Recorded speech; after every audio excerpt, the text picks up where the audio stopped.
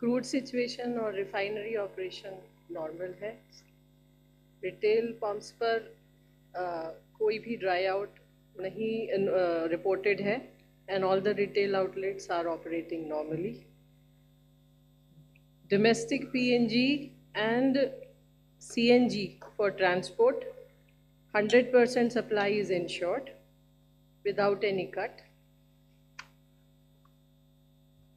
इसके अलावा आप सभी के माध्यम से हम पिछले कुछ दिन से अपने LPG कमर्शियल उपभोक्ताओं से अपील कर रहे हैं कि जहां पर भी वो LPG से CNG पर शिफ्ट हो सकते हैं, कृपया वो उस तरफ अग्रसर हों। और इसी संबंध में बहुत सारी कंपनियों ने भी कुछ इंसेंटिव घोषित किए। इसके अलावा भारत सरकार ने भी स्टेट गवर्नमेंट्स को रिक्वेस्ट किया कि जहाँ जहाँ पर जो परमिशन पेंडिंग है उसे डीम्ड अप्रूवल दे। इसके अलावा जो नए जितने भी रिक्वेस्ट आ रही हैं उनको भी 24 घंटे के अंदर अप्रूवल दे।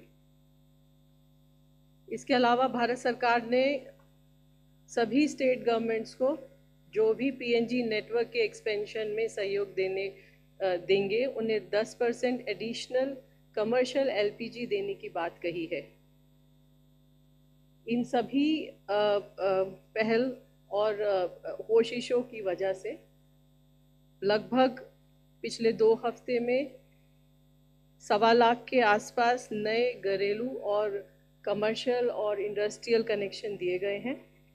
इसके अलावा पिछले 3 दिनों में लगभग और 5600 से ज़्यादा LPG कंज्यूमर्स PNG पर शिफ्ट भी हुए हैं। LPG के संबंध में वॉर के चलते LPG की स्थिति अभी भी चिंताजनक बनी हुई है, परंतु किसी भी डिस्ट्रीब्यूटरशिप पर कोई ड्राई आउट नहीं है। Online bookings have further increase to 94%। इसके अलावा डिलीवरी ऑथेंटिकेशन कोड के द्वारा लगभग 83% रिफिल डिलीवरी की जा रही है। पैनिक बुकिंग में गिरावट है। कल लगभग 57 लाख रिफिल बुकिंग आई। इसके अलावा LPG सिलेंडर की डिलीवरी नॉर्मल है। कमर्शियल LPG के संबंध में लगभग 17 राज्य सरकारों ने एलोकेशन ऑर्डर्स जारी किए हैं। कमर्शियल LPG सप्लाईज सभी स्टेट्स और यूनियन टेरिटरीज को दे दी गई है।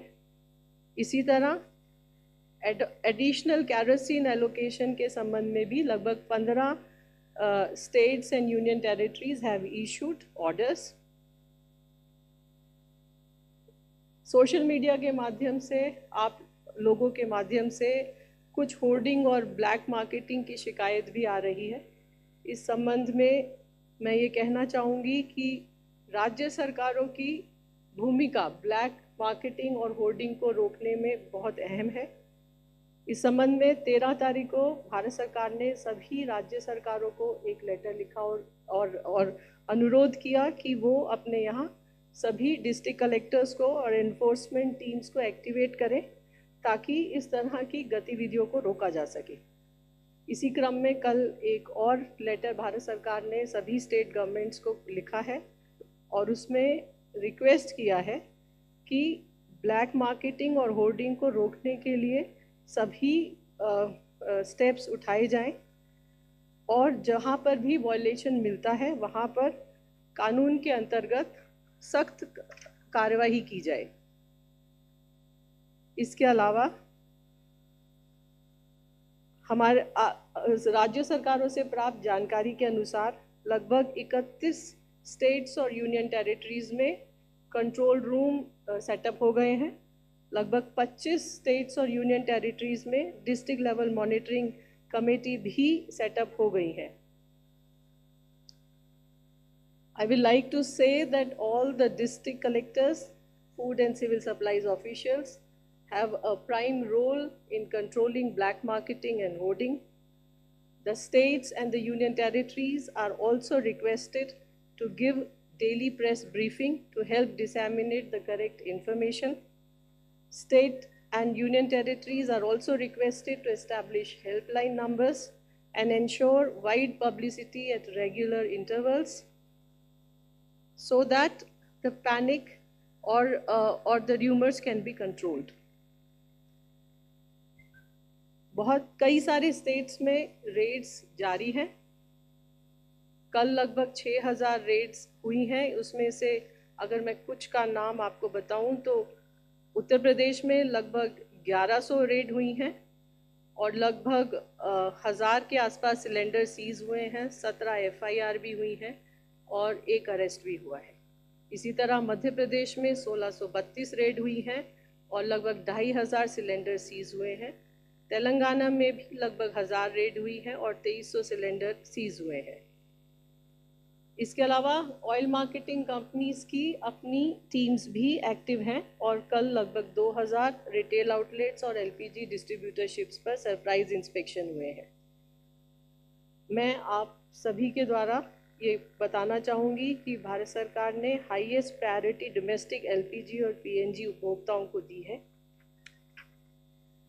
इसके अलावा ऑल्टरनेट फ्यूल ऑप्शंस जैसे कैरोसिन और कोल भी दिया है और MOEFCC has already advised state governments, state pollution control boards for permitting the use of kerosene and coal as an alternate fuel. Ministry of Coal has already issued order to Coal India and Singareni Collieries to allot higher quantities to states for distributing coal to small, medium and other consumers.